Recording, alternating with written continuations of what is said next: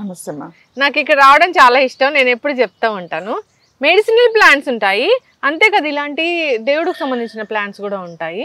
So ఈ ఈ మారేడు అంటే నాకు చాలా ఇష్టం మ్యామ్. సో ఏదైనా మనం ఒక కోరిక తీరాలి అంటే శివయ్యకి ఇది ఇవ్వగానే కోరిక తీరుస్తాడని చెప్తూ ఉంటారు.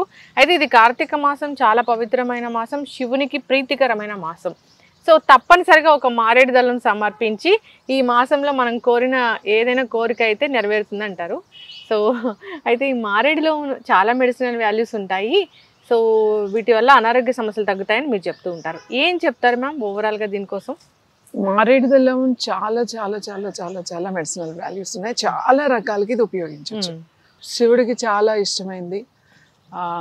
ఎందుకంటే శివుడు ఆయన గరళం మింగాడు అని చెప్తారు.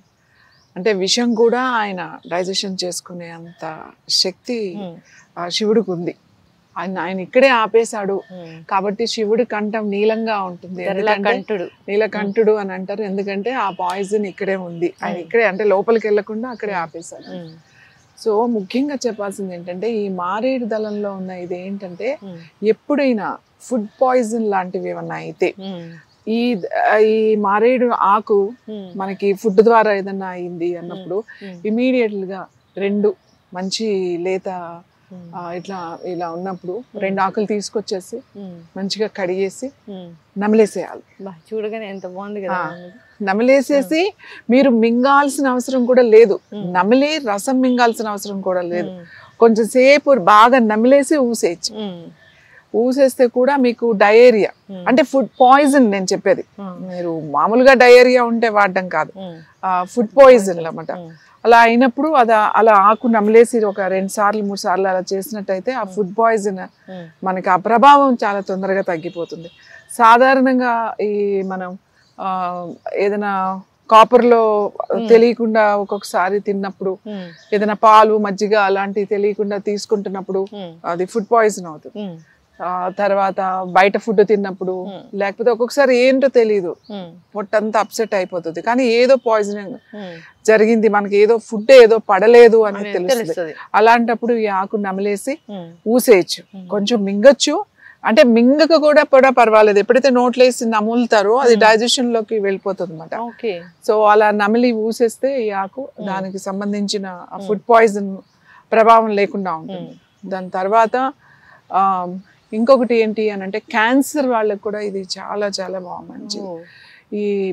ఈ ఆకు మనం నేను క్యాన్సర్ ఉన్న వాళ్ళకి ఈ ఆకు పెరుగన్నంలో తోడు పెట్టేసుకుని, అంటే మనం రాత్రి కొంచెము పాలు తీసుకుని, ఆవు పాలు అయితే మంచిది, ఒకవేళ ఆవు పాలు లేకపోయినా సరే మామూలు పాలు అయినా సరే పాలు తోడు పెట్టుకుంటాం కదా, కాస్త అన్నం తీసుకుని, అంత అన్నం తీసుకుని ఫస్ట్ కొంచెం నీళ్లు పోసి అన్నాన్ని బాగా కలిపి తర్వాత కొంచెం పాలు పోసేసి ఈ ఆకు అంత అన్నానికి 3 ఆకులు, ఇది 3 కదా, 3 దళాలు అని అంటాం కదా, త్రిదళం అని అంటాం కదా, ఆ 3 ఆకుల బంచ్ లాగా 3 ఆకులు తీసేసుకుని కడిగేసేసి ఆ అన్నంలోనే పెట్టేసి ఈ పాలు పోసేసి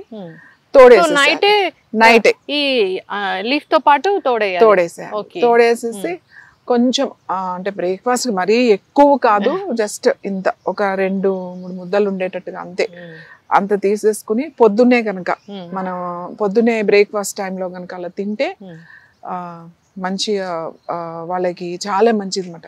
అంటే క్యాన్సర్ కూడా తగ్గే గుణం దీనికి. అలాగే మారేడు కషాయం కూడా, కషాయము వేరు టీ వేరు. కషాయం అంటే బాగా ఇప్పుడు ఒక గ్లాస్ నీళ్ళు వేసి హాఫ్ గ్లాస్ వరకు మరగబెట్టామనుకోండి, అది కషాయం అవుతుంది.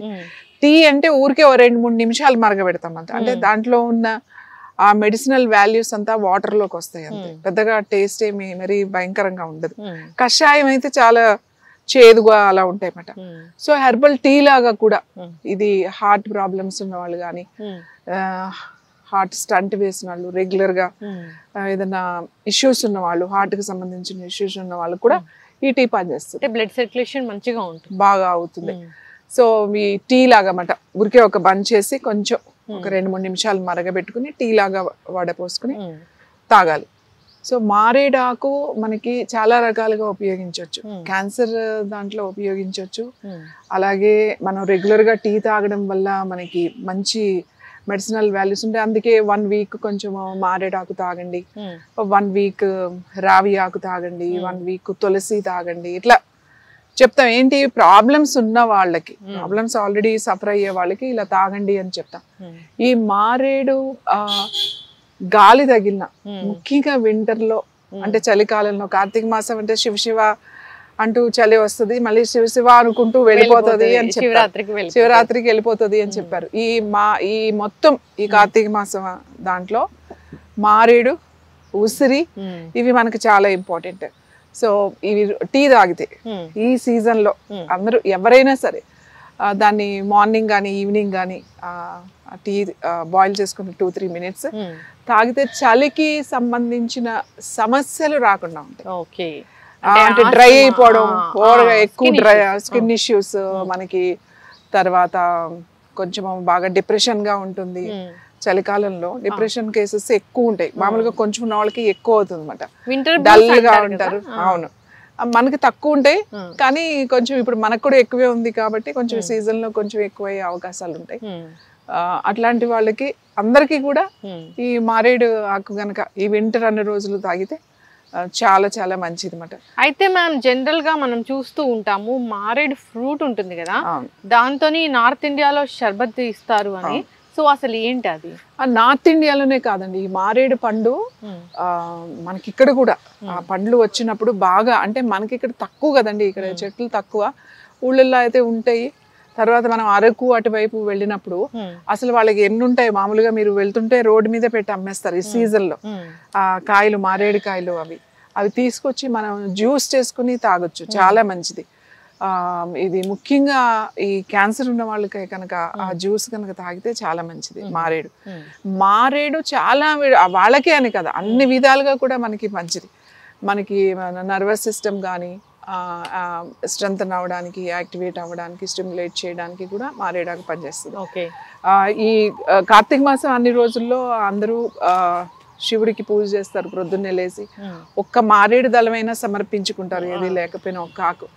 అలా మీరు శివుడి దగ్గర పెట్టిన ఆ దళాన్ని మీరు దాన్ని పాడేయకుండా మళ్ళీ దాన్ని గనక మీరు తీసుకుని మీరు ప్రసాదంగా కాస్త కొంచెం ఒక కప్పు నీళ్ళల్లో వేసుకుని ఒక 3-4 minutes మరగబెట్టిన తర్వాత మూత పెట్టేసేయండి. అట్లా మూత పెట్టేసి కొంచెం సేపు అలా ఉంచండి, 1 నిమిషం అలా వదిలేసేయండి స్టవ్ ఆఫ్ చేసి.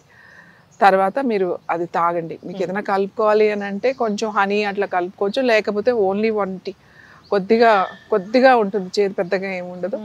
తీసుకుని కనుక శివుడి ప్రసాదంగా కనుక మీరు తీసుకుంటే శివుడు మనకి మంచి బ్లెస్సింగ్స్ మనల్ని ఆశీర్వదిస్తాడు అని చెప్తారు. అందుకే ఆ దళం ఆయనకి సమర్పించిన తర్వాత అది మన గుళ్ళోకి వెళ్తే కూడా, శివాలయాల్లోకి వెళ్తే ఇప్పుడు మనం ఈ సీజన్లో మనకి వాళ్ళు ఇచ్చేటప్పుడు ఒక పువ్వు కానీ అది మారేడు దళం ఇస్తాను. సో ఇవి ఒకటి. మనకి ఇక్కడ శంకు పుష్పాలు మనకి ఇక్కడ పెద్దగా ఇవ్వరు గుళ్ళో, కానీ మీరు కాశీ వెళ్ళారనుకోండి అసలు ఆ శంకు పుష్పాలు అయితే బ్లూ బెల్స్ అంటారు, అసలు దండలు అన్నమాట శివుడికి. అవి తర్వాత మన జిల్లేడు దండలు వేస్తారు అక్కడ, శివుడికి చాలా ప్రీతికరమైనవి చెప్పి. సో అవి దేవుడికి పెట్టిన తర్వాత అది మీరు ప్రసాదంగా కనుక తీసుకున్నట్టయితే మీ ఆరోగ్యానికి చాలా చాలా మంచిది. అలాగే క్యాన్సర్ ఉన్న వాళ్ళు నేను చెప్పినట్టుగా పాలల్లో అట్లా తోడు వేసుకొని తింటే కూడా చాలా మంచిది. ఇంకా చాలా చాలా ఉపయోగాలు ఉన్నాయి దీన్ని. మనం ఇలాగా పాలల్లో తోడుపెట్టి వాడడమే కాకుండా దీని నుంచి మనకి మెడిసిన్స్ కూడా తయారు చేస్తారు ఆయుర్వేదాలో. ఎన్నో రకాలుగా ఈ బెరడును కూడా ఉపయోగిస్తారు, ఆకును ఉపయోగిస్తారు, దీనికి వచ్చే కాయల్ని ఉపయోగిస్తారు, పండు అయిన తర్వాత ఉపయోగిస్తారు. సమూలం కూడా మంచిదే, అంత మంచిది. చాలా రకాలుగా మెడిసినల్ తయారు చేసేటప్పుడు ఒకటే ఆకుని మనం వాళ్ళకు వచ్చిన ప్రాబ్లమ్స్, సమస్యలను బట్టి దాన్ని తయారు చేసే విధానం వేరుగా ఉంటుంది. బట్ అందరూ వాడుకునేటట్టుగా సింపుల్ గా ఇలా టీ ఇలాంటివి చాలా మంచిది. అయితే శివుడు చాలా హీట్ గా ఉంటారు, సో అంతటి హీట్ ని తగ్గించడానికి ఈ మారేడు దళం ఉపయోగపడుతుంది. అంటే మన ఒంట్లో ఉన్న వేడి కూడా తగ్గిపోతుంది అని అంటారు కదా. సో చాలా మందికి మీరు ఆయుర్వేదం ప్రకారం కూడా చెప్తూ ఉంటారు వేడి తత్వం ఉన్న శరీరం ఉంటుంది అని, అలాంటి వాళ్ళు కూడా తీసుకోవచ్చు. అందరూ తీసుకోవచ్చు అండి. వేడిగా ఉన్న వాళ్ళు, అంటే కఫా బాడీ ఉంది తీసుకోకూడదు అట్లా ఏం ఉండదు.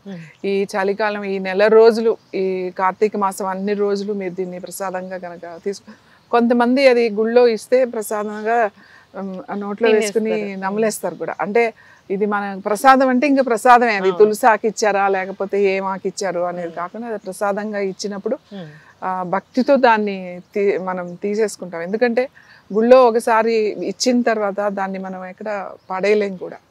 ఇగుల్లో ఇచ్చేది మెడిసినల్ ఇవే ఉంటాయి, ఏదైనా ఆకులు కానీ. ఎంత గొప్ప సైన్స్ కదా మ్యామ్. నిజంగా తులసి దళాలు ఉంటాయి, మారేడు దళాలు ఉంటాయి, సో ఉసిరి ఉంటుంది. అసలు ఎంత ప్రతిదీ కూడా మెడిసినల్ ప్రాపర్టీస్ ఉన్నవి అక్కడ. మనం జనరల్ గా ఊరికే పెడతాము అనడానికి అసలు ఏం లేదు. కోకోనట్ అంటే కోకోనటే, ఇంకా దానిలో ఉన్న ఆరోగ్య విలువలు పోషక విలువలు అంటే ఇంకా చెప్పలేనివి. ఎస్, ఎవ్రీథింగ్ ఈ సైన్స్. సో అందుకోసమే ప్రసాదంగా ఇవి పెట్టాలి, ఈ టైంలో ఇవి పెట్టాలి అని చెప్తూ ఉంటారు. ఒక్కొక్కసారి పులిహోర దద్దోజనం వాటి వెనక కూడా చాలా ఆరోగ్య రహస్యం ఉంటుంది. అవి కూడా నేను మిమ్మల్ని అడిగి తెలుసుకుంటాను.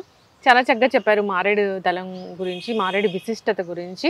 క్యాన్సర్ తగ్గిస్తుంది, అంతేకాదు ఆల్కలైన్ చేస్తుంది బాడీని, ఇక హీట్ తగ్గిస్తుంది. మీరు అన్నట్లుగా ఏదైనా విషం, ఫుడ్ పాయిజన్ అయినా అలాంటి విషం మన బాడీలోకి వెళ్లకుండా చేస్తుంది. ఒకటేంటి చాలానే ఉన్నాయి. సో మారేడు టీ తయారు చేసుకోవడం చాలా ఈజీ. మీరు చెప్పినట్లు కషాయము తీసుకోవాలని కోరుకున్నాం.